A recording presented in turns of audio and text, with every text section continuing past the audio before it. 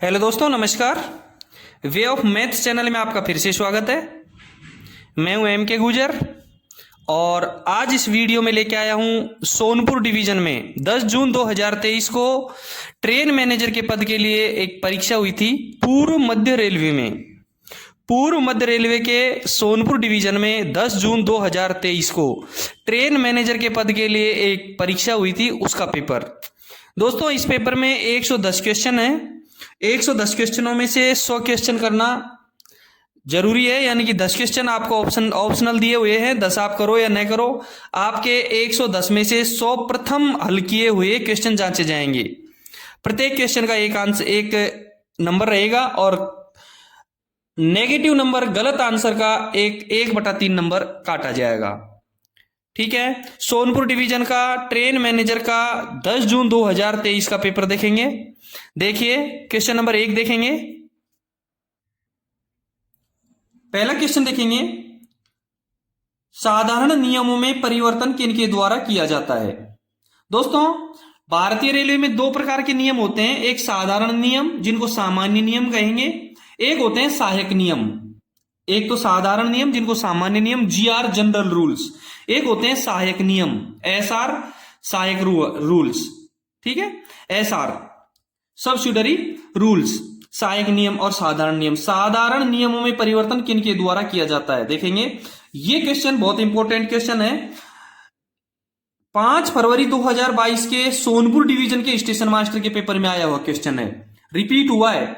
Sonpur division का ही 5 फरवरी 2022 का station master का पेपर था, उसमें आया हुआ क्वेश्चन है कि साधारण नियम में परिवर्तन किनके द्वारा किया जाता है। देखेंगे, ए में रेलवे बोर्ड, बी में क्षेत्रीय रेल, सी में रेल संरक्षा आयुक्त और डी में रेलवे भर्ती बोर्ड। ध्यान रहे, साधारण नियमों में परिवर्तन करने का अधिकार केवल रेलवे बोर्ड को है। साधारण नियम में परिवर्तन करने का अधिकार केवल रेलवे बोर्ड को है। दूसरा, सहायक नियम में परिवर्तन करने का अधिकार पीसीओएम का है।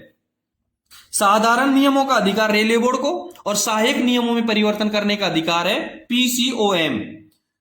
पीसीओएम, प्रिंसिपल चीफ ऑपरेशन मैनेजर। ठीक है, प्रधान मुख्य परिचालन प्रबंधक को सहायक नियमों में परिवर्तन करने का पूर्ण अधिकार है। ध्यान रहे, सहायक नियम 1.02 के 5 के अनुसार, सहायक नियम 1.02 के 5 के अनुसार पीसीओएम अपने पद के आधार पर प्राधिकृत अधिकारी है एवं वे सहायक नियमों को जारी, संशोधन, परिवर्तन अथवा निरस्त करने के लिए सशक्त है। यह तो किसके लिए है? सहायक नियमों के लिए। कौन से में है? सहायक नियम 1.02 का 5 में साफ लिखा हुआ है कि पीसीओएम अपने पद के आधार पर प्राधिकृत अधिकारी है एवं वे सहायक नियमों को जारी, संशोधन, परिवर्तन अथवा निरस्त करने के लिए सशक्त है। दूसरा, सहायक नियम 1.02 का 55 के 2 में लिखा है। ध्यान रहे, सहायक नियम 1.02 के 55 के 2 में साफ लिखा है कि साधारण नियम जारी करने तथा उनमें संशोधन करने का अधिकार भारत सरकार यानी रेलवे बोर्ड को है। पहले क्वेश्चन का क्लियरिफिकेशन है एसआर 1.02 के 55 के 2 में कि साधारण नियम जारी करने तथा उनमें संशोधन करने का अधिकार भारत सरकार यानी कि रेलवे बोर्ड को है। क्वेश्चन नंबर 1 का करेक्ट आंसर रहेगा ए। क्वेश्चन नंबर 1 का करेक्ट आंसर रहेगा ए। दोस्तों, दूसरा क्वेश्चन देखेंगे, संचालन समय सारणी WTT किन अधिकारियों के संयुक्त हस्ताक्षर से जारी की जाती है? संचालन समय सारणी किन अधिकारियों के संयुक्त हस्ताक्षर से जारी की जाती है? ए में दे रखा है पीसीओएम प्लस सीएसओ, बी में दे रखा है पीसीओएम प्लस सीपीटीएम, सी में दे रखा है पीसीओएम प्लस सीपीटीएम सीएफटीएम और डी में दे रखा है पीसीओएम और सीटीपीएम। करेक्ट आंसर इसका रहेगा बी। समय सारणी पीसीओएम और सीपीटीएम के द्वारा जारी की जाती है संयुक्त हस्ताक्षर से। और यह क्वेश्चन भी बहुत इंपॉर्टेंट है, सोनपुर डिवीजन के ही स्टेशन मास्टर के पेपर में आया हुआ है 5 फरवरी 2022 को। पहला क्वेश्चन और दूसरा क्वेश्चन दोनों के दोनों 5 फरवरी 2022 को जो सोनपुर डिवीजन का स्टेशन मास्टर का पेपर हुआ था, उसमें दोनों क्वेश्चन आए हुए हैं। दूसरे क्वेश्चन का करेक्ट आंसर बी रहेगा, पीसीओएम और सीपीटीएम। पीसीओएम की फुल फॉर्म आप जानते हो, प्रिंसिपल चीफ ऑपरेशन मैनेजर, प्रधान मुख्य परिचालन प्रबंधक। और सीपीटीएम का फुल फॉर्म होता है चीफ पैसेंजर ट्रांसपोर्टेशन मैनेजर, मुख्य यात्री परिवहन प्रबंधक। पीसीओएम, पीसीओएम का फुल फॉर्म होता है प्रिंसिपल चीफ ऑपरेशन मैनेजर, और सीपीटीएम का फुल फॉर्म होता है चीफ पैसेंजर ट्रांसपोर्टेशन मैनेजर, मुख्य यात्री परिवहन प्रबंधक। करेक्ट आंसर दूसरे क्वेश्चन का बी रहेगा। ठीक है, तीसरा क्वेश्चन देखेंगे। दोस्तों, आपने यदि चैनल को सब्सक्राइब नहीं किया है तो एक बार चैनल को सब्सक्राइब जरूर कर दें। इससे पिछले वीडियो के सबके लिंक मैंने डिस्क्रिप्शन में डाल रखे हैं, आप डिस्क्रिप्शन में एक बार जरूर देखें। दूसरा, किसी भी पेपर का पीडीएफ डाउनलोड करना हो तो डिस्क्रिप्शन में टेलीग्राम चैनल का लिंक दे रखा है वे ऑफ मैथ्स का, वहां से आप अपनी पीडीएफ भी डाउनलोड कर सकते हैं। यदि आपके डिवीजन में कोई पेपर हुआ है तो वो मुझे व्हाट्सएप टेलीग्राम के माध्यम से भेज सकते हैं, उसका हल करके मैं आपको लिंक डाल दूंगा। तीसरा क्वेश्चन देखेंगे। पूर्ण ब्लॉक पद्धति के अंतर्गत ब्लॉक स्टेशन को कितने उपवर्गों में बांटा गया है? पूर्ण ब्लॉक पद्धति इंपॉर्टेंट चीज है। इसको कितने उपवर्गों में बांटा गया है? ए में है ए क्लास, बी में बी क्लास, सी में सी क्लास और डी में ऑल ऑफ अबाव। बिल्कुल करेक्ट आंसर है। पूर्ण ब्लॉक पद्धति में ब्लॉक स्टेशन। मैं एक बार बता दूं कि ब्लॉक स्टेशन क्या होता है। देखो, ब्लॉक स्टेशन की जो परिभाषा अपने G&SR में दी गई है वो है कि ब्लॉक स्टेशन वे स्टेशन है, ब्लॉक स्टेशन वे स्टेशन है जहां लोको पायलट को अपनी गाड़ी के साथ ब्लॉक सेक्शन में प्रवेश करने के लिए संचालन पद्धति के अनुसार प्रस्थान प्राधिकार लेना आवश्यक है। करेक्ट। ब्लॉक स्टेशन वे स्टेशन है जहां लोको पायलट को अपनी गाड़ी के साथ ब्लॉक सेक्शन में प्रवेश करने के लिए संचालन पद्धति के अनुसार प्रस्थान प्राधिकार लेना आवश्यक है। ये ब्लॉक स्टेशन की परिभाषा है। अब पूर्ण ब्लॉक पद्धति के अनुसार ब्लॉक स्टेशन ए क्लास, बी क्लास, सी क्लास तीनों प्रकार के स्टेशन ब्लॉक स्टेशन कहे जा सकते हैं। तीसरे क्वेश्चन का करेक्ट आंसर रहेगा डी। तीसरे क्वेश्चन का करेक्ट आंसर रहेगा डी। चौथा क्वेश्चन देखेंगे। कपलिंग के लिए धीरे धीरे आगे बढ़ो। ध्यान रहे, शंटिंग के समय का क्वेश्चन है। कपलिंग के लिए धीरे धीरे आगे बढ़ो के लिए निम्न में कौन सा हाथ सिग्नल दिखाया जाएगा? लाल झंडी, बी में दे रखा है हरी झंडी, सी में दे रखा है लाल और हरी झंडी और डी में उपरोक्त सभी। करेक्ट आंसर रहेगा इसका सी, क्योंकि कपलिंग के लिए धीरे धीरे आगे बढ़ने के लिए लाल और हरी झंडी को ऊपर हाथ करके धीरे धीरे दोनों झंडियों को दिखाया जाता है। चौथे क्वेश्चन के करेक्ट आंसर रहेगा सी, लाल और हरी झंडी। क्वेश्चन नंबर देखेंगे पांचवा। सतर्कता संकेतक, कॉशन इंडिकेटर। सतर्कता संकेतक यानी कॉशन इंडिकेटर, गति संकेतक यानी कि स्पीड इंडिकेटर से समतल पर कितने मीटर के अंतर पर लगाया जाता है? सतर्कता संकेतक गति संकेतक से समतल पर कितने मीटर के अंतर पर लगाया जाता है? ए में दे रखा है 1200 मीटर, बी में दे रखा है 1170 मीटर, सी में दे रखा है 1300 मीटर और डी में दे रखा है 770 मीटर। देखेंगे कॉशन इंडिकेटर और स्पीड इंडिकेटर के बीच में कितना अंतर है। ध्यान रहे, कॉशन इंडिकेटर सतर्कता संकेतक कार्यस्थल से 1200 मीटर की दूरी पर लगाया जाता है और गति संकेतक स्पीड इंडिकेटर कार्यस्थल से 30 मीटर की दूरी पर लगाया जाता है। सतर्कता संकेतक तो कार्यस्थल से 1200 मीटर की दूरी पर और गति संकेतक कार्यस्थल से 30 मीटर की दूरी पर लगाया जाता है। दोनों के बीच की दूरी 1170 मीटर हो गई। इसका करेक्ट आंसर रहेगा बी। पांचवें क्वेश्चन का करेक्ट आंसर रहेगा बी। सतर्कता संकेतक और गति संकेतक दोनों के बीच की दूरी 1170 मीटर हो गई। पांचवें क्वेश्चन का करेक्ट आंसर सी बी रहेगा, 1170 मीटर। छठे नंबर का क्वेश्चन देखेंगे। छठे नंबर के क्वेश्चन में गाड़ी का कैच साइडिंग में प्रवेश किस प्रकार की दुर्घटना होती है?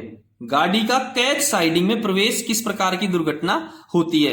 ए में दे रखा है निवारित टक्कर, बी में दे रखा है सांकेतिक दुर्घटना, सी में दे रखा है ब्लॉक नियमों का उल्लंघन और डी में दे रखा है इनमें से कोई नहीं। देखेंगे ब्लॉक नियमों का उल्लंघन दुर्घटना के जी प्रकार में आता है। दुर्घटना के जी प्रकार में आता है ब्लॉक नियमों का उल्लंघन, और ब्लॉक नियमों का उल्लंघन आता है सांकेतिक दुर्घटना में। निवारित टक्कर भी सांकेतिक दुर्घटना में आती है और ब्लॉक नियमों का उल्लंघन भी सांकेतिक दुर्घटना में आता है। और सांकेतिक दुर्घटना में का जो बिंदु है वो है FGH, तीनों को कहेंगे हम सांकेतिक दुर्घटना। और कैच साइडिंग का में प्रवेश कर जाने का मतलब है सांकेतिक दुर्घटना हो गई। कैच साइडिंग में प्रवेश करना सांकेतिक दुर्घटना के प्रकार में आती है। छठे क्वेश्चन का करेक्ट आंसर रहेगा बी। छठे क्वेश्चन का करेक्ट आंसर रहेगा बी, यानी कि गाड़ी का कैच साइडिंग में प्रवेश कर जाना। ध्यान रहे, इंपॉर्टेंट फैक्ट यही है, क्लियर है कि गाड़ी का कैच साइडिंग में प्रवेश कर जाना ब्लॉक नियमों का उल्लंघन माना जाता है। गाड़ी का कैच साइडिंग में प्रवेश कर जाना ब्लॉक नियमों का उल्लंघन माना जाता है, जो एक सांकेतिक दुर्घटना है। गाड़ी का कैच साइडिंग में प्रवेश कर जाना एक ब्लॉक नियमों का उल्लंघन माना जाता है, और ब्लॉक नियमों का उल्लंघन सांकेतिक दुर्घटना है। इसलिए छठे नंबर के क्वेश्चन का करेक्ट आंसर रहेगा बी। छठे नंबर के क्वेश्चन का करेक्ट आंसर रहेगा बी। सातवें नंबर का क्वेश्चन देखेंगे, अधिकतम अनुमेय गति किन के द्वारा निर्धारित की जाती है? और यह सोनपुर डिवीजन के 5 फरवरी 2022 को स्टेशन मास्टर के पेपर में आया हुआ क्वेश्चन है। बहुत इंपॉर्टेंट क्वेश्चन है। अधिकतम अनुमेय गति किन के द्वारा निर्धारित की जाती है? सीटीपीएम, पीसीओएम, डीआरएम और सीआरएस। और करेक्ट आंसर रहेगा इसका डी। करेक्ट आंसर रहेगा इसका डी। मैं एक और बता दूं, सातवां जो क्वेश्चन है ये जोधपुर डिवीजन के 5 मार्च 2022 के पेपर में, गुड्स गार्ड के पेपर में भी आया हुआ है। सातवां जो क्वेश्चन है वो जोधपुर डिवीजन में गुड्स गार्ड का पेपर हुआ था 5 मार्च 2022 को, उस पेपर में भी सातवां क्वेश्चन आया हुआ है, इसलिए बहुत इंपॉर्टेंट है। और इसका करेक्ट आंसर रहेगा सीआरएस। सीआरएस करेक्ट आंसर रहेगा इसका सीआरएस। अधिकतम अनुमेय गति किसके द्वारा निर्धारित की जाती है? कमिश्नर ऑफ रेलवे सेफ्टी के द्वारा। कमिश्नर ऑफ रेलवे सेफ्टी के द्वारा इसकी तय की जाती है। सातवें क्वेश्चन का करेक्ट आंसर डी रहेगा। आठवां क्वेश्चन देखेंगे। आठवें क्वेश्चन में है MAUQ। MAUQ मल्टी एस्पेक्ट अपर क्वाड सिग्नल। मल्टी एस्पेक्ट अपर क्वाड सिग्नल व्यवस्था में ब्लॉक ओवरलैप कितना होता है? ब्लॉक ओवरलैप की दूरी पूछ रहा है। ध्यान रहे, ये क्वेश्चन भी बहुत इंपॉर्टेंट है। मैसूर डिवीजन के 9 मार्च 2022 को ये गुड्स गार्ड के पेपर में आया हुआ क्वेश्चन है। मैसूर डिवीजन में 9 मार्च 2022 को गुड्स गार्ड में आया हुआ पेपर है। MAUQ यानी मल्टी एस्पेक्ट अपर क्वाड सिग्नल व्यवस्था में ब्लॉक ओवरलैप। दूसरी चीज मैं आपको एक बार बता दूं कि ब्लॉक ओवरलैप होता क्या है। ब्लॉक ओवरलैप होता क्या है? ब्लॉक ओवरलैप होता है, देखो, लाइन क्लियर देने के लिए जो पर्याप्त दूरी है उसको हम ब्लॉक ओवरलैप कहेंगे। लाइन क्लियर देने के लिए जो पर्याप्त दूरी होती है उसको कहेंगे ब्लॉक ओवरलैप। और सिग्नल ओवरलैप, सिग्नल ओवरलैप उसको कहेंगे कि सिग्नल झुकाने के लिए पर्याप्त दूरी को सिग्नल ओवरलैप कहेंगे। ब्लॉक ओवरलैप लाइन क्लियर देने के लिए पर्याप्त दूरी को ब्लॉक ओवरलैप, और सिग्नल ओवरलैप सिग्नल झुकाने के लिए पर्याप्त दूरी को सिग्नल ओवरलैप। और सिग्नल ओवरलैप, इसमें ब्लॉक ओवरलैप की दूरी पूछ रहा है, वो होगी 180 मीटर, और सिग्नल ओवरलैप की दूरी होगी 120 मीटर।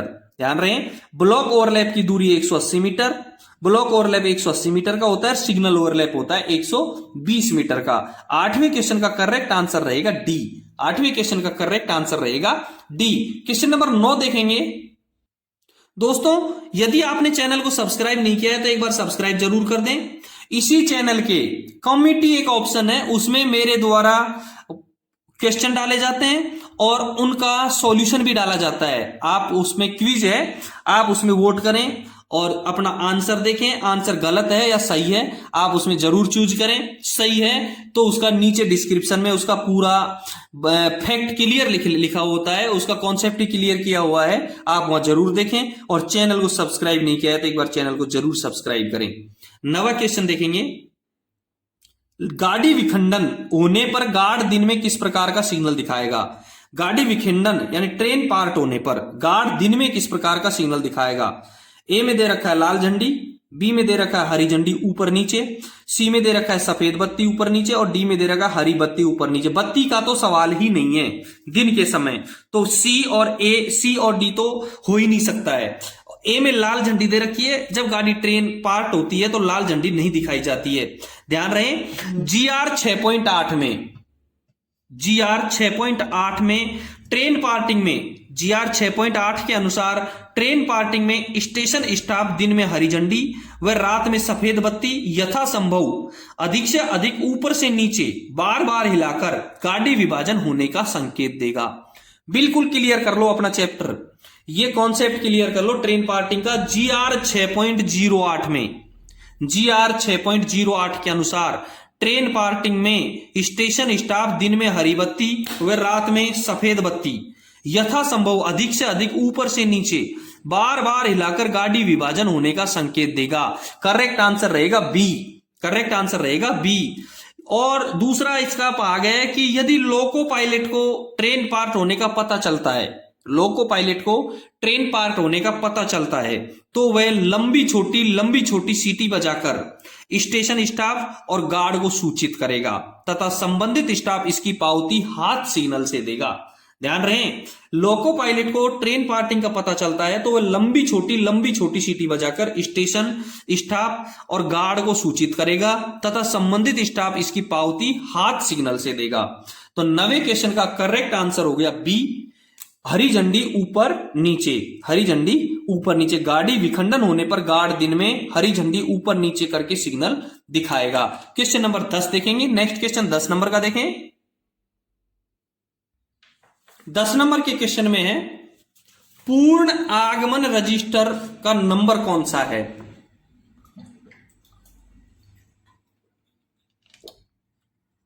ए में TA 1425, बी में T 1410, सी में TB 1425 और TC 1425। बारी बारी से बता देता हूं। पूर्ण गाड़ी आगमन रजिस्टर TA 1425 होता है लाइन क्लियर पूछताछ संदेश रजिस्टर।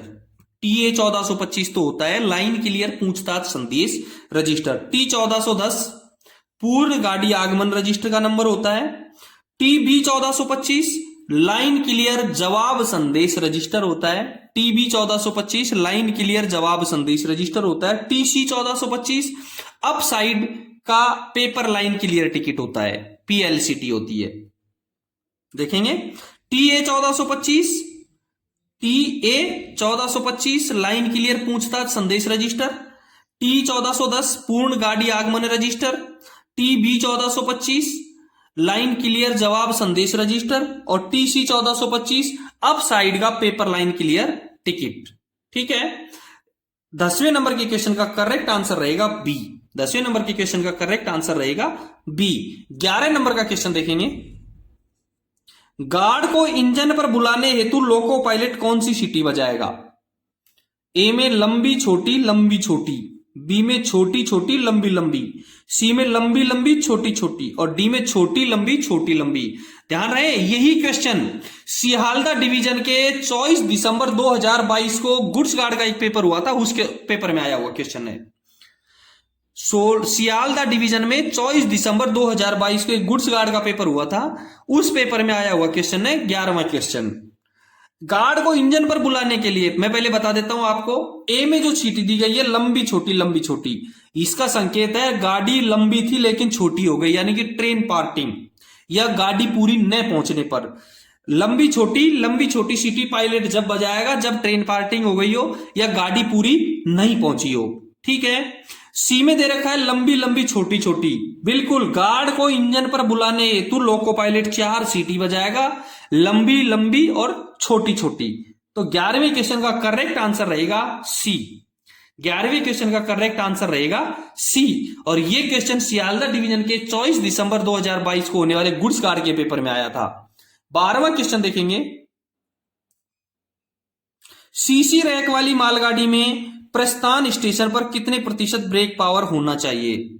सीसी रैक वाली मालगाड़ी में प्रस्थान स्टेशन पर कितने प्रतिशत ब्रेक पावर होना चाहिए? ए में 75%, बी में 90%, सी में 95%, डी में 100%।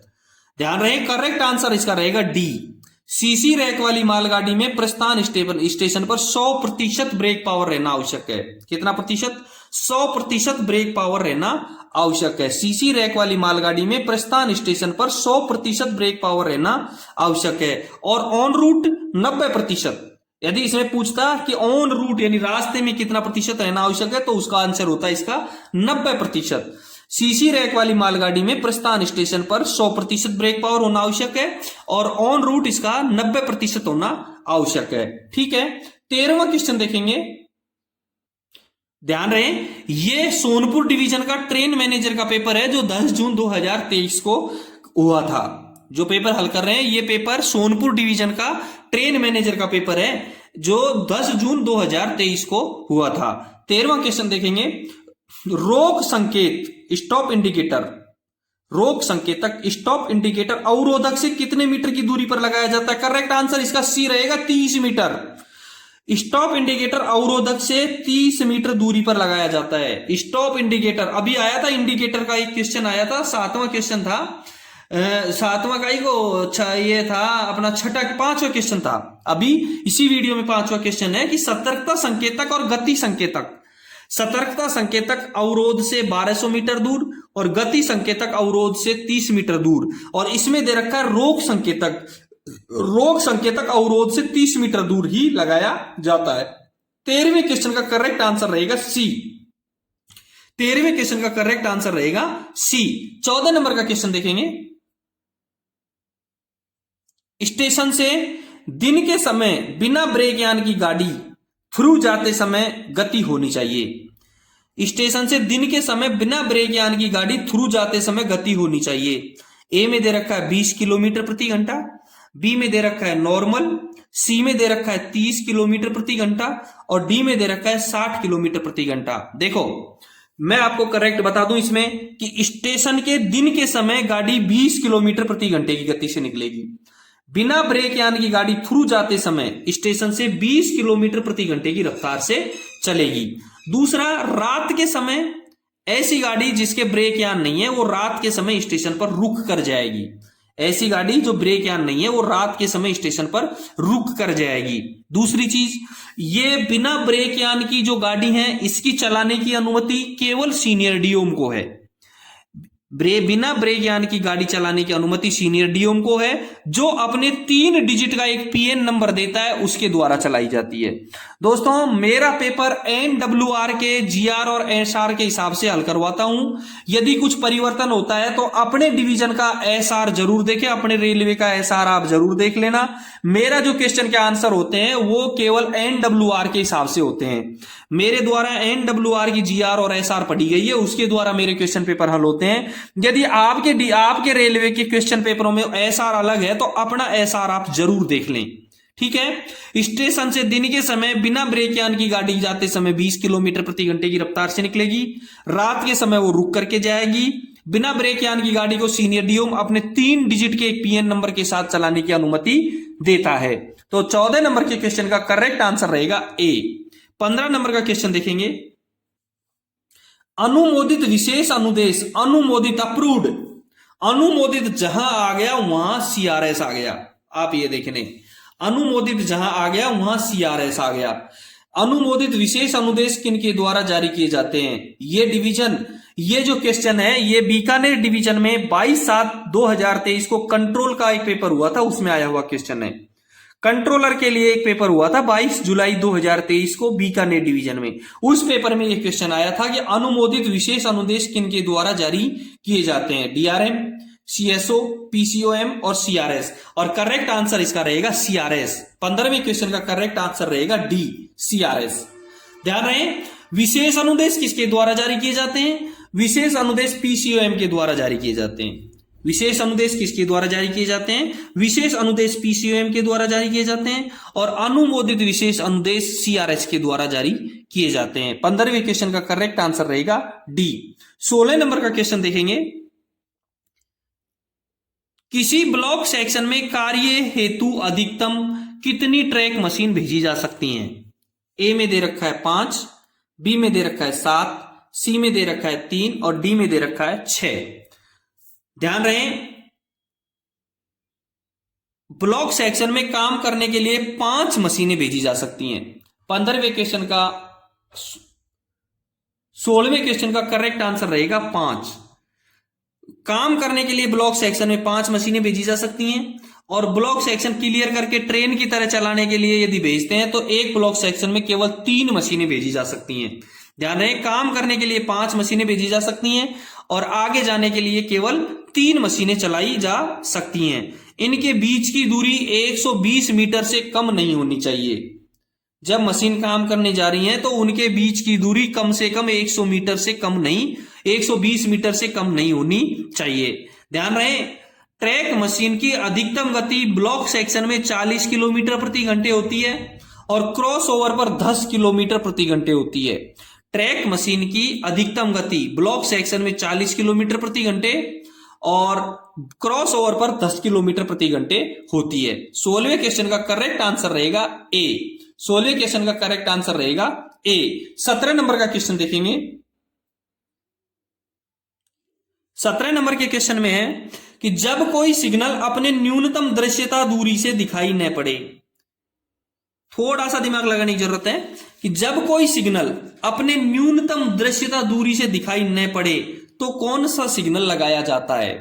ए में दे रखा है कोएक्टिंग सिग्नल, बी में दे रखा है रिपीटिंग सिग्नल, सी में दे रखा है कॉलिंग ऑन सिग्नल और डी में दे रखा है सिग्नल रिपीटर।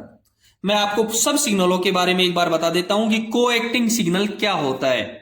देखो, कोएक्टिंग सिग्नल जो ए में दिया हुआ है कि जहां किसी रुकावट, पुल, गुफा, कटिंग आदि के कारण, जहां किसी रुकावट यानी कि पुल, गुफा, कटिंग के कारण या अन्य किसी कारण से लोको पायलट को कोई सिग्नल एक बार दिखाई देने के बाद लगातार उसे पार करने तक दिखाई न दे तो लोको पायलट को उस सिग्नल के संकेत लगातार दिखाने के लिए ठीक वैसा ही एक और सिग्नल उसी सिग्नल के खंभे पर लगाया जाता है ताकि दोनों में से कोई एक सिग्नल उसे लगातार दिखता रहे।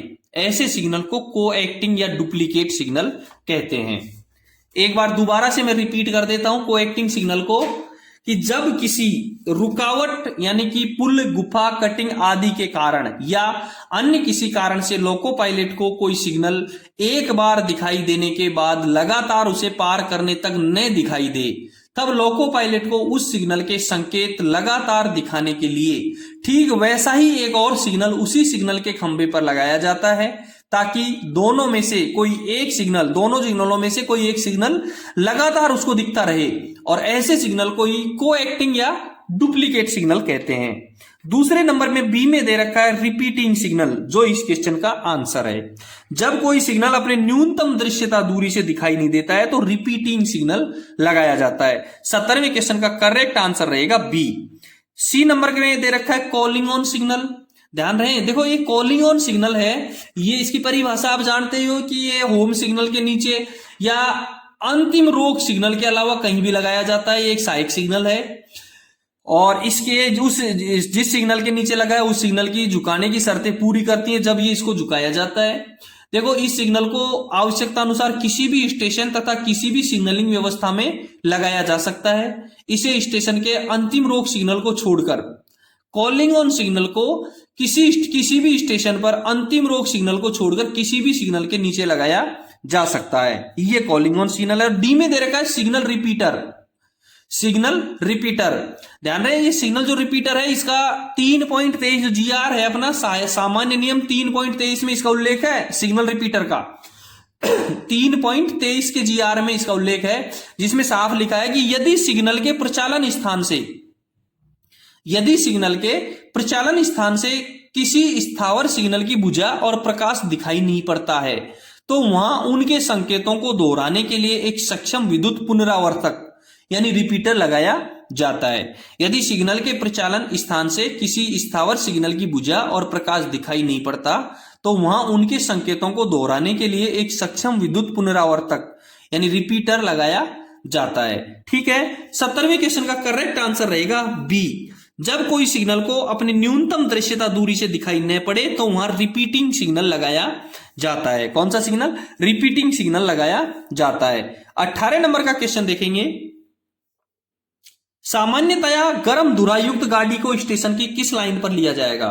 ए में दे रखा है लूप लाइन, बी में दे रखा है नॉन रनिंग लाइन, सी में दे रखा है कॉमन लूप लाइन और डी में दे रखा है मेन लाइन। करेक्ट आंसर इसका डी रहेगा। सामान्य यानी हॉट एक्सल वाली गाड़ी को मेन लाइन में लिया जाएगा, बाहर रोक करके, होम सिग्नल पर रोक करके या सीधा होम सिग्नल से उसको मेन लाइन में लिया जाएगा। सामान्य गर्म हॉट एक्सल वाली गाड़ी को मेन लाइन में। करेक्ट आंसर रहेगा इसका डी। 18 नंबर के क्वेश्चन का करेक्ट आंसर रहेगा डी। नंबर देखेंगे 19वां क्वेश्चन देखेंगे। 19 नंबर के क्वेश्चन में है अवरोधित ब्लॉक सेक्शन में सहायता इंजन भेजने के लिए अवरोधित ब्लॉक सेक्शन में सहायता इंजन भेजने के लिए TA-602 अधिकार पत्र दिया जाएगा। करेक्ट।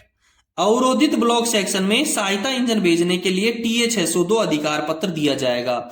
और इंजन की अधिकतम गति कितनी होगी? और ये क्वेश्चन 22 जुलाई 2023 को बीकानेर डिवीजन के कंट्रोलर के होने वाले पेपर में आया था। बहुत इंपॉर्टेंट क्वेश्चन है।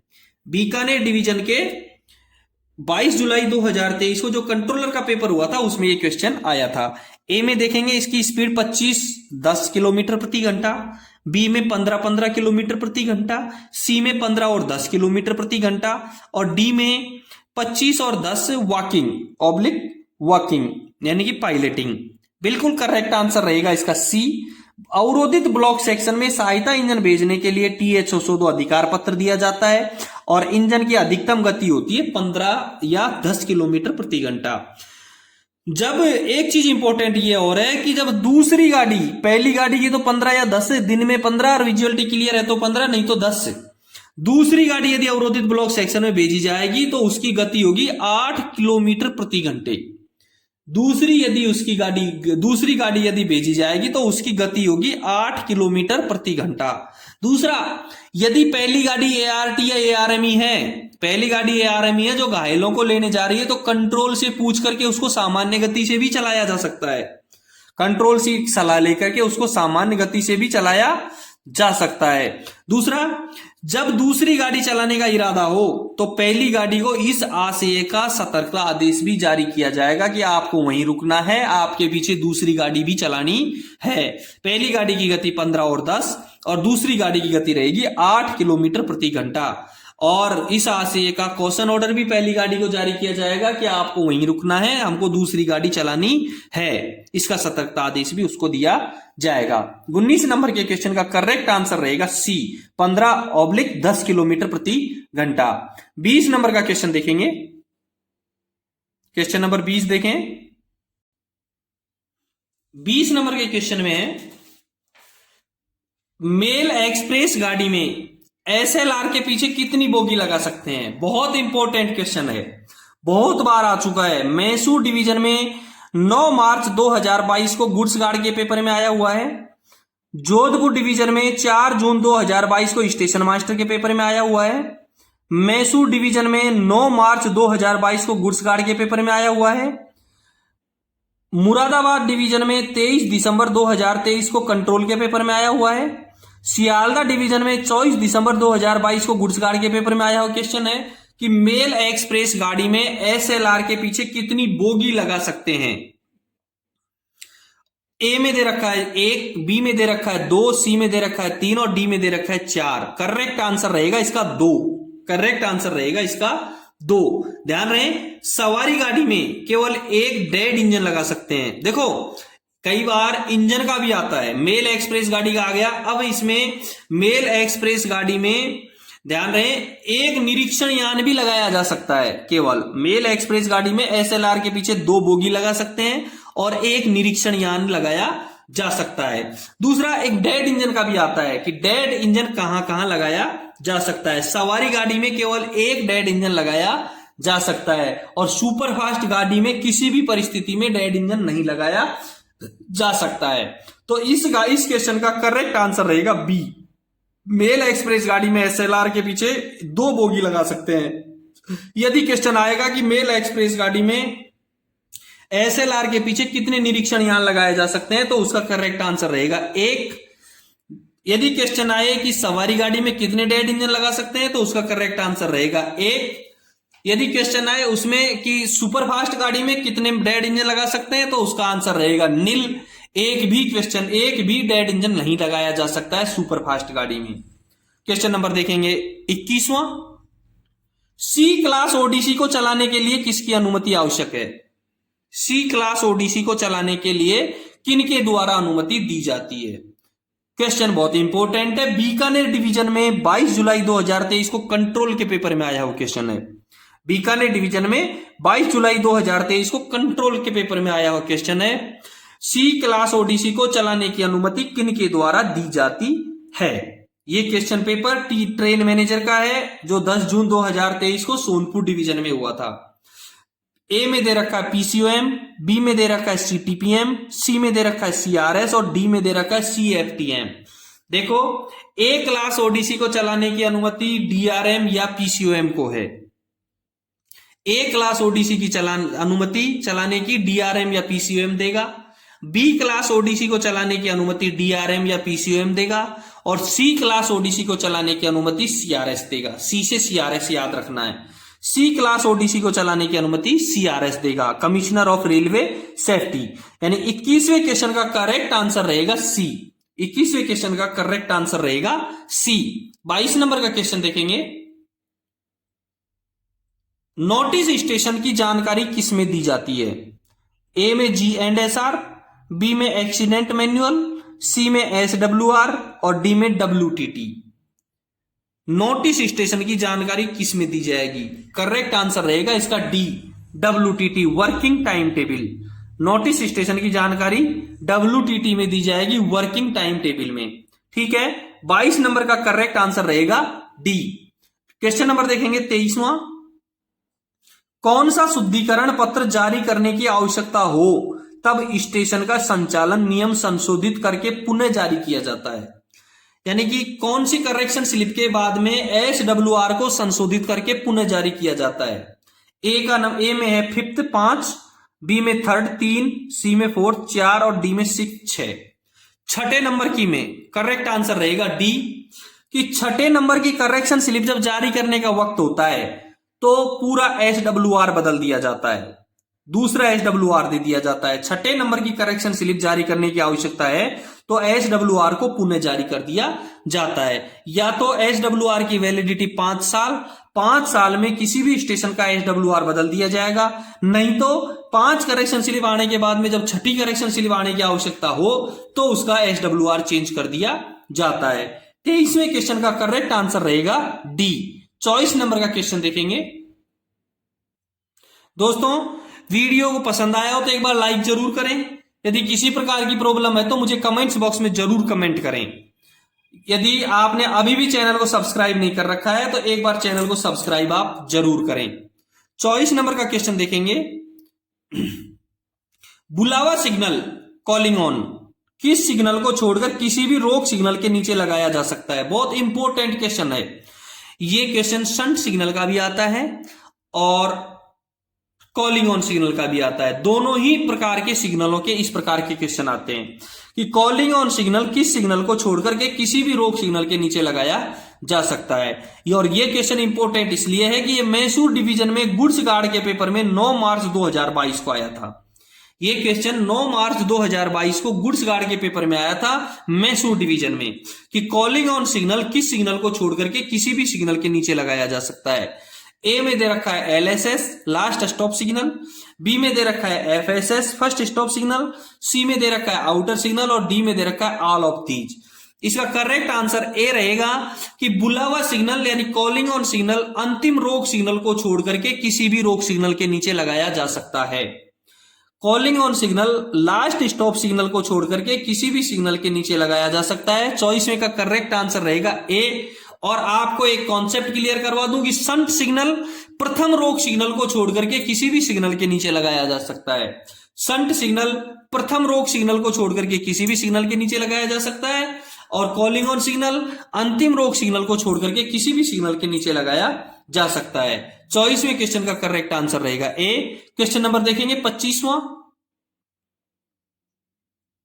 जब सिग्नल लगातार बॉबिंग, फ्लिकरिंग होता है यानी कि ब्लिंकिंग करता है तो सिग्नल कौन सा संकेत प्रदर्शित कर रहा है? ए में सतर्कता, बी में अति प्रतिबंधित, सी में आगे बढ़ो और इनमें से कोई नहीं। सतर्कता, अति प्रतिबंधित यानी सतर्कता येलो, अति प्रतिबंधित यानी रेड और सी में आगे बढ़ो यानी ग्रीन और इनमें से कोई नहीं। और करेक्ट आंसर रहेगा इसका बी, अति प्रतिबंधित। करेक्ट आंसर 25वें का रहेगा बी, अति प्रतिबंधित यानी कि रेड माना जाएगा उसको यदि सिग्नल बॉबिंग या फ्लिकरिंग कर रहा है यानी ब्लिंकिंग कर रहा है तो उसको अति प्रतिबंधित माना जाएगा, रेड माना जाएगा। क्वेश्चन नंबर 25वें का करेक्ट आंसर रहेगा बी। क्वेश्चन नंबर 26वां देखेंगे। आईबीपी कौन सी श्रेणी का स्टेशन माना जाता है?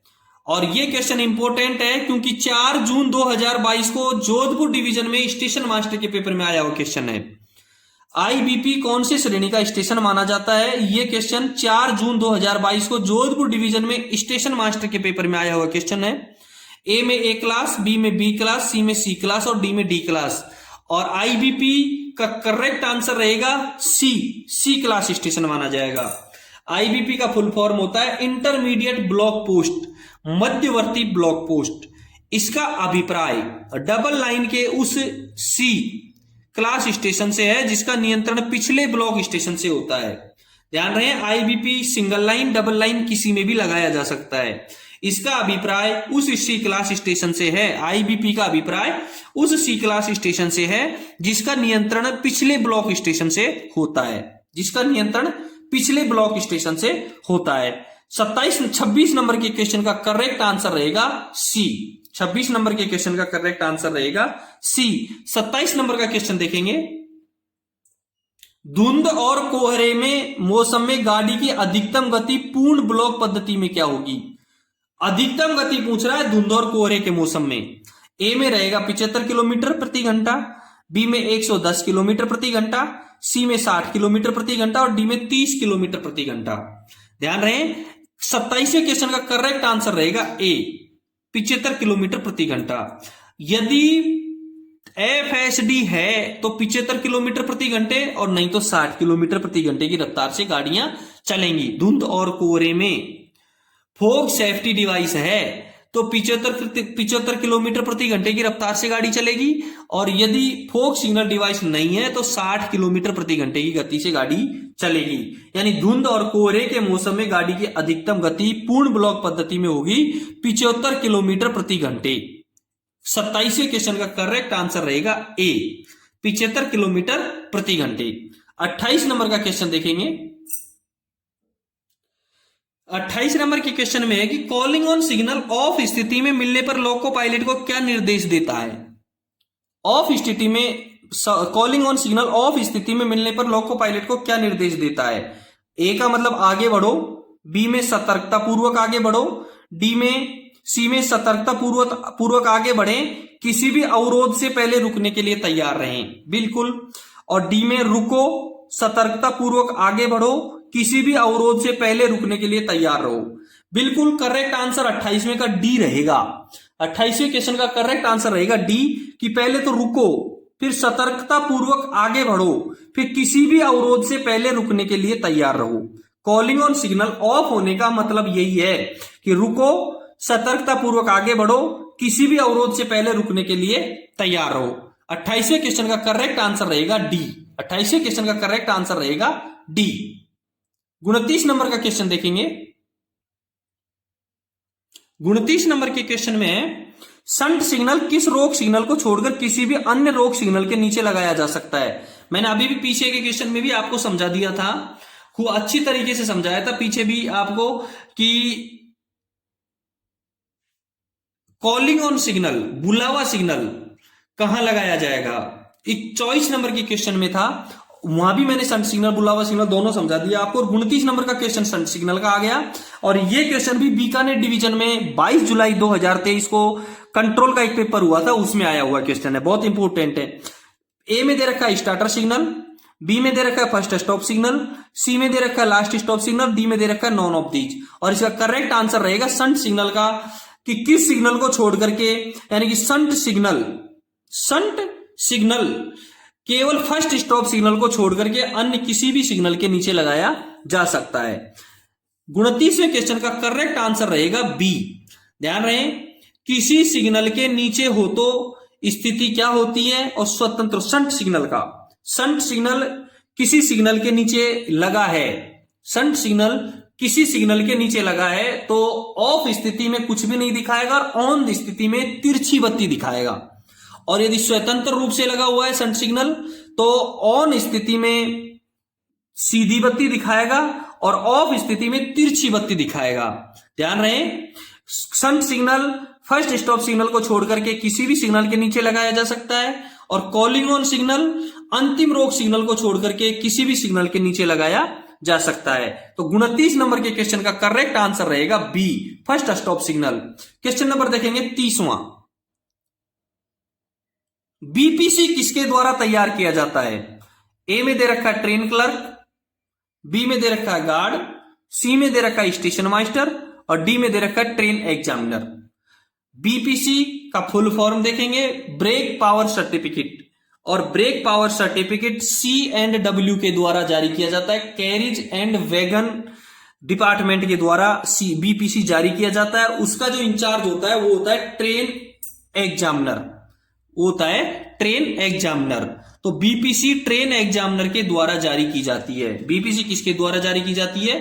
ट्रेन एग्जामिनर के द्वारा बीपीसी जारी की जाती है। बीपीसी ट्रेन एग्जामिनर के द्वारा जारी की जाती है। 31 नंबर का क्वेश्चन देखेंगे। बुलावा सिग्नल ऑन स्थिति में कौन सी रोशनी देता है? कॉलिंग ऑन सिग्नल ऑन स्थिति में कौन सी रोशनी देता है?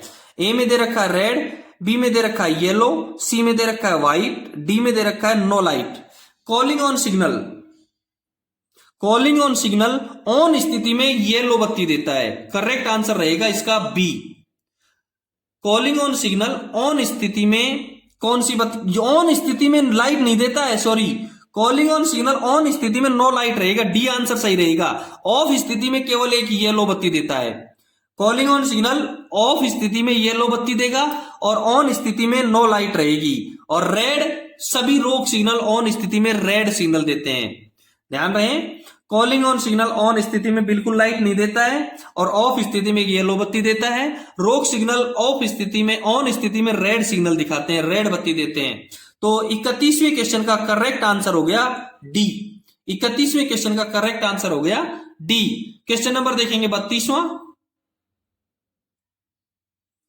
बी क्लास स्टेशन पर गाड़ी को लाइन क्लियर देने के बाद कहां तक शंटिंग की जा सकती है? बी क्लास स्टेशन पर गाड़ी को लाइन क्लियर देने के बाद कहां तक शंटिंग की जा सकती है? ए में दे रखा है ब्लॉक सेक्शन, बी में दे रखा है सिग्नलिंग सेक्शन, सी में दे रखा है स्टेशन सेक्शन और डी में दे रखा है ऑल ऑफ दीज। मैं आपको पहले बता देता हूं कि ब्लॉक सेक्शन, सिग्नलिंग सेक्शन और स्टेशन सेक्शन होते क्या हैं।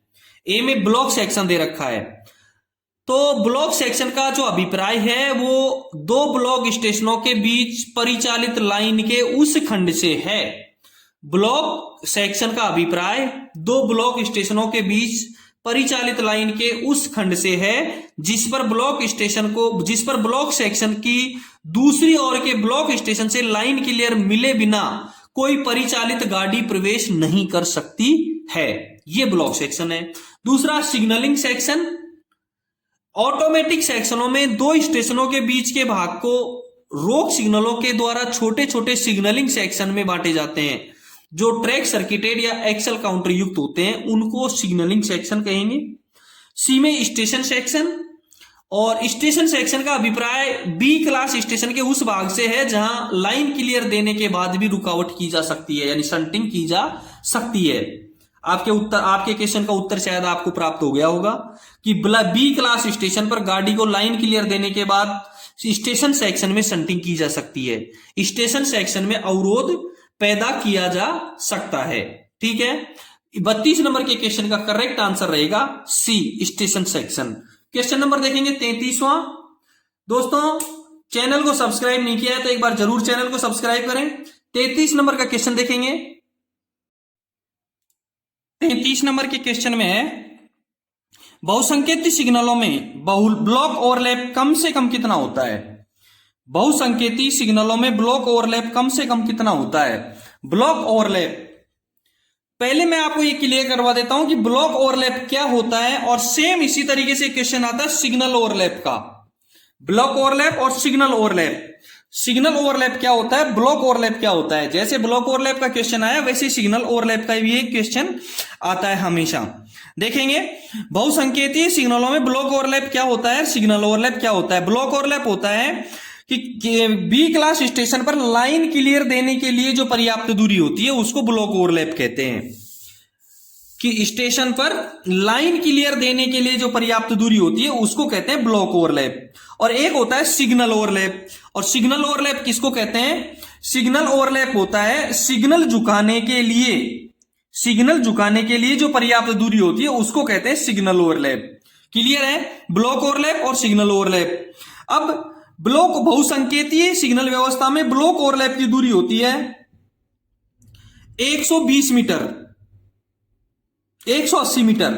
बहुसंकेतीय सिग्नल व्यवस्था में ब्लॉक ओवरलैप की दूरी होती है 180 मीटर और सिग्नल ओवरलैप की दूरी होती है 120 मीटर। इसमें 120 मीटर भी दे रखा है, 180 मीटर भी दे रखा है। कंफ्यूज करने के लिए दोनों दे रखे हैं। ध्यान रहे, बहुसंकेतीय सिग्नल व्यवस्था में ब्लॉक ओवरलैप 180 मीटर और सिग्नल ओवरलैप 120 मीटर। 33वें क्वेश्चन का करेक्ट आंसर रहेगा D, 180 metre. Block overlap 180 metre. Question number देखेंगे 34वां। 34 नंबर के क्वेश्चन में है, इकहरी लाइन स्टेशन पर ब्लॉक सेक्शन में शंटिंग करने के लिए क्या किया जाता है? सिंगल लाइन स्टेशन पर ब्लॉक सेक्शन में शंटिंग करने के लिए क्या किया जाता है? Only block back, only block forward. ध्यान रहे, सिंगल लाइन दे रखी है और सिंगल लाइन में ब्लॉक फॉरवर्ड नहीं होता है, ब्लॉक बैक होता है। सिंगल लाइन में केवल ब्लॉक बैक होता है, सिंगल लाइन में केवल ब्लॉक बैक होता है, ब्लॉक फॉरवर्ड नहीं होता है। मैं आपको दोनों की परिभाषा एक बार बता देता हूं, ब्लॉक बैक क्या होता है और ब्लॉक फॉरवर्ड क्या होता है। अपनी जीआर के अनुसार ब्लॉक बैक क्या इसको कहते हैं, ब्लॉक फॉरवर्ड किसको कहते हैं, आपका ये कॉन्सेप्ट क्लियर हो जाएगा। देखो, ब्लॉक बैक का जो अभिप्राय है ना, वो है ब्लॉक बैक का कि दोहरी लाइन पर पिछले निकटवर्ती ब्लॉक स्टेशन को, थोड़ा सा ध्यान देने की जरूरत है। ब्लॉक बैक का अभिप्राय दोहरी लाइन पर, डबल लाइन पर पिछले निकटवर्ती ब्लॉक स्टेशन का और सिंगल लाइन पर अगले और पिछले दोनों निकटवर्ती ब्लॉक स्टेशनों को। डबल लाइन में तो पिछला और सिंगल लाइन में अगला और पिछला दोनों निकटवर्ती ब्लॉक स्टेशनों को किसी ब्लॉक स्टेशन से यह संदेश भेजने से है कि ब्लॉक सेक्शन अवरुद्ध है या अवरुद्ध होने वाला है। यह एक संदेश मात्र होता है। दूसरा, ब्लॉक फॉरवर्ड दे रखा है, उसको क्या कहेंगे? ब्लॉक फॉरवर्ड से अभिप्राय है कि डबल लाइन पर किसी ब्लॉक स्टेशन से अगले निकटवर्ती ब्लॉक स्टेशन को यह सूचना भेजने से है कि आगे का ब्लॉक सेक्शन अवरुद्ध है अथवा अवरुद्ध होने वाला है। क्लियर है? ब्लॉक बैक और ब्लॉक फॉरवर्ड। सिंगल लाइन में ब्लॉक सेक्शन में शंटिंग करने के लिए ब्लॉक बैक किया जाएगा। ये 34 नंबर के क्वेश्चन का करेक्ट आंसर रहेगा ए।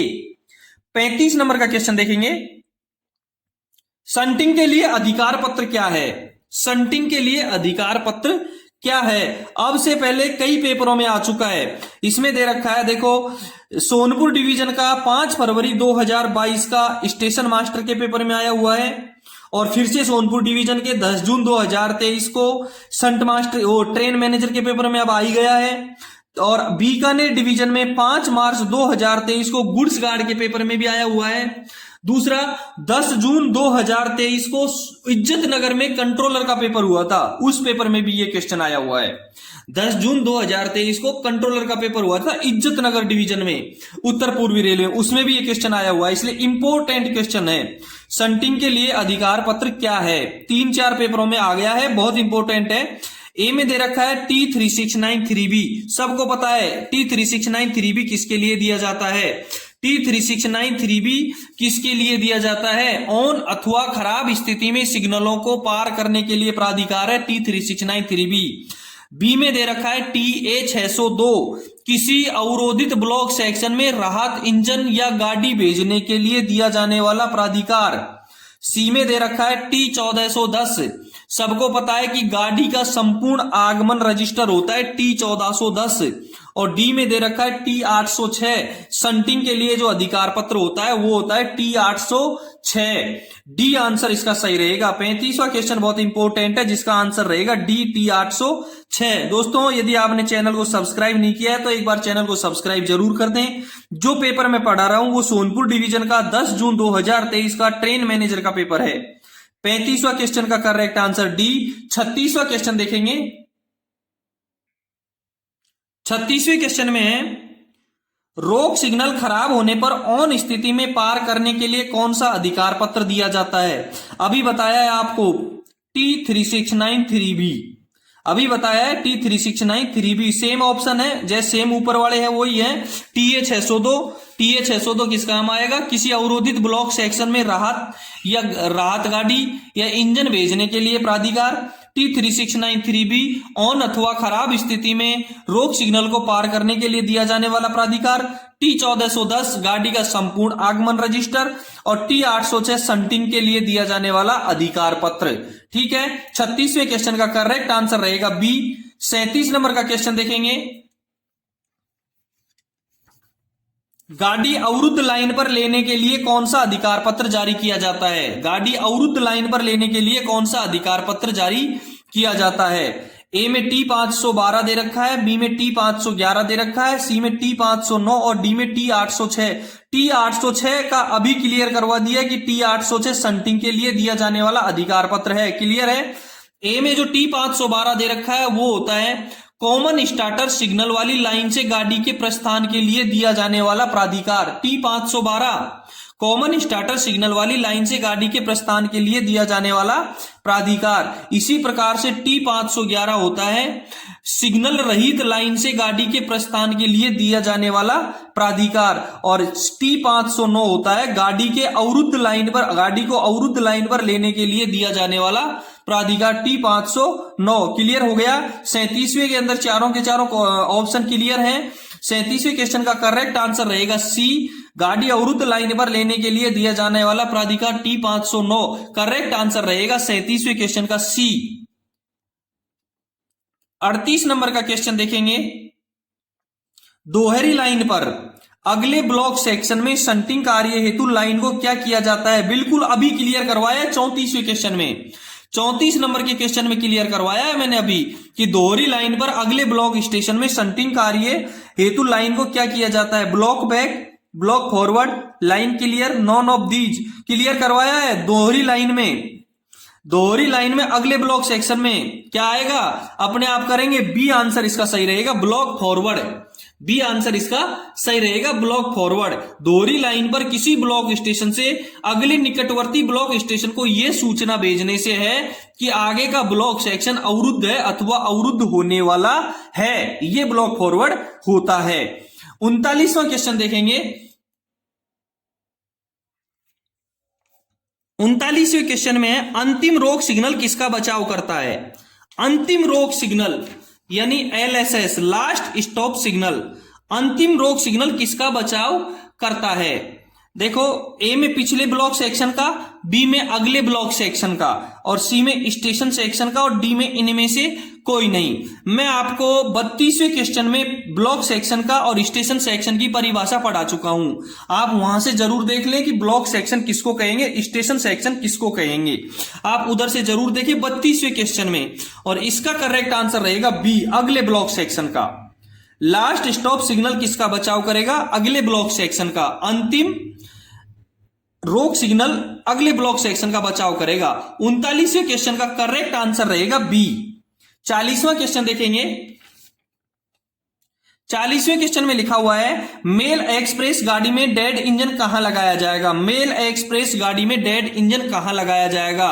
मैं आपको इसको पढ़ाने से पहले एक चीज क्लियर करवा दूं कि GR 4.66 के 5वें बिंदु में एक क्लियर लाइन लिखी हुई है कि किन्हीं भी परिस्थितियों में सुपरफास्ट गाड़ियों में डेड इंजन नहीं लगाया जाएगा, केवल सुपरफास्ट गाड़ियों में डेड इंजन नहीं लगाया जाएगा। मेल एक्सप्रेस गाड़ी में इंजन कहां लगाया जाएगा? ए में दे रखा है इंजन के बाद में, बी में दे रखा है इंजन से दूसरा, और सी में दे रखा है इंजन से तीसरा। देखें, मेल एक्सप्रेस गाड़ी में GR 4.66 के अनुसार, GR 4.66 के परिशिष्ट क और ख में स्पष्ट लिखा है कि मेल एक्सप्रेस गाड़ियों में केवल एक डेड इंजन लगाया जा सकता है। मेल एक्सप्रेस गाड़ियों में केवल एक डेड इंजन लगाया जा सकता है, वो भी गाड़ी के इंजन के तुरंत बाद। करेक्ट आंसर आ गया ए, वो भी गाड़ी के इंजन के तुरंत बाद। और इसके 5वें बिंदु में स्पष्ट लिखा है कि किन्हीं भी परिस्थितियों में सुपरफास्ट गाड़ियों में डेड इंजन नहीं लगाया जाएगा। 40वें क्वेश्चन का आंसर आपको ए मिल चुका है। दोस्तों, यह था सोनपुर डिवीजन का ट्रेन मैनेजर का 10 जून 2023 का पहला भाग, जिसमें क्वेश्चन नंबर 1 से लेकर के 40 तक मैंने हल करवा दिए हैं। 41 नंबर के क्वेश्चन से अगले वीडियो में हल करवाएंगे। आपको चैनल सब्सक्राइब नहीं किया है तो एक बार चैनल को सब्सक्राइब जरूर कर दें। धन्यवाद, फिर मिलते हैं अगले वीडियो में 41 नंबर के क्वेश्चन से नेक्स्ट एपिसोड में।